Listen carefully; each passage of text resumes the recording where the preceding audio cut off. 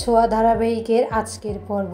ধারাবাহিকের শুরুতে আমরা দেখতে পাই অবিনাশ এবং দীপা সোনাকে খুঁজতে আসে, কিন্তু গণেশ পূজার আয়োজনে রাস্তা আটকে থাকে এবং দীপা বলে আমি এখন সোনাকে কোথায় খুঁজে পাবো। এদিকে সোনা রাস্তা খুঁজতে খুঁজতে গণেশ পূজার সামনে গিয়ে বলে, ঠাকুর তুমি আমাকে রক্ষা করো, আমি সবার থেকে দূরে যেতে চাই, আমার বাবাকে নিয়ে থাকতে চাই, আর কাউকে চাই না।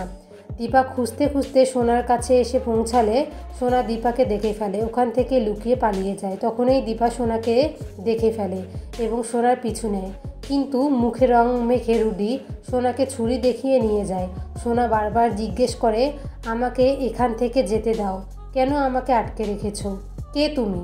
সোনা রুডির থেকে পালিয়ে যেতে চায়, কিন্তু রুডি সোনাকে শ্বাসরোধে অজ্ঞান করে গাড়ি করে নিয়ে যায়। দীপা সেটা দেখতে পেলে দীপা ও সোনার পিছু নেয় একটা অটোরিকশা করে। পরের পাটে আমরা সেনগুপ্ত বাড়িতে দেখতে পাই লাবণ্য কান্না করলে উর্মি বলে সবসময় ফ্যাস ফ্যাস করে কান্না করবি না, তোকে এখান থেকে যেতে হবে।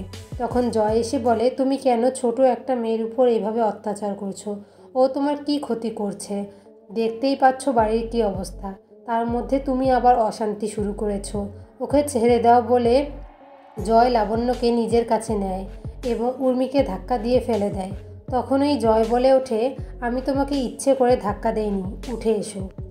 এদিকে আমরা দেখতে পাই পুলিশ এসে জয়কে গ্রেফতার করে।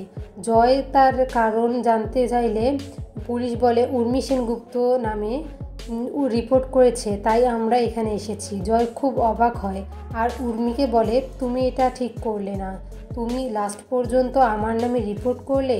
উর্মি বলে, আমি জানি না এগুলো কি হচ্ছে, তবে আমি কোনো রিপোর্ট করিনি।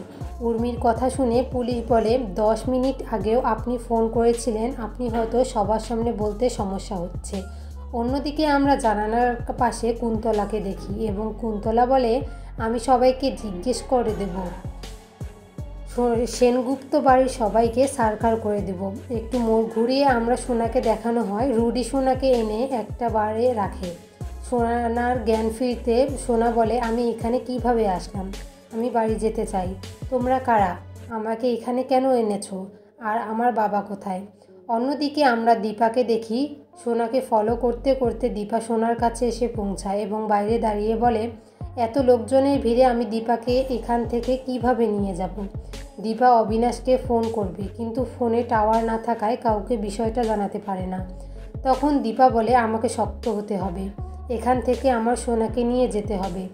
এটা বলেই দীপা বাড়ির ভিতরে যায় এবং চারিদিকে তাকানোর পরে দীপা মনে মনে বলে, এখানে তো অনেক লোকজন, তাহলে সোনা এখানে কোথায়, কিভাবে খুঁজবো সোনাকে এখন? দীপা ভিতরে যায় এবং বলে, আমি খুব পরে এখানে এসেছি, দেখলাম বাইরে অনেক লোকজন ছেলে মেয়ে আছে, তাই ভিতরে আসলাম, আমাকে যেটা বলবেন আমি সেটাই শুনবো, এখন আমার খুব খিদে পেয়েছে আর হাত মুখ ধুতে হবে। পরক্ষণে দীপা রুডির কথা শুনতে পায় আর বলে, এখানে রুডি, তার মানে রুডি সব কিছু করেছে।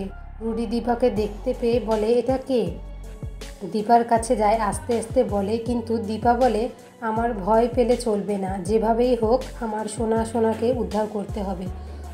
আগামী পর্বে আমরা দেখতে পাই রূপা এবং সোনা দুজনে ওখান থেকে পালানোর জন্য দৌড় দেয় এবং রূপা সোনাকে বলে, আমাদের এখান থেকে পালাতে হবে, তাহলে আমাদের বিক্রি করে দেবে। গুন্ডারা সোনা রূপার সামনে আসলে দীপা ঠাকুর সেজে সামনে আসে এবং বলে, আমার মেয়েদের ছেড়ে দে, না হলে আমি তোদের শেষ করে দেব।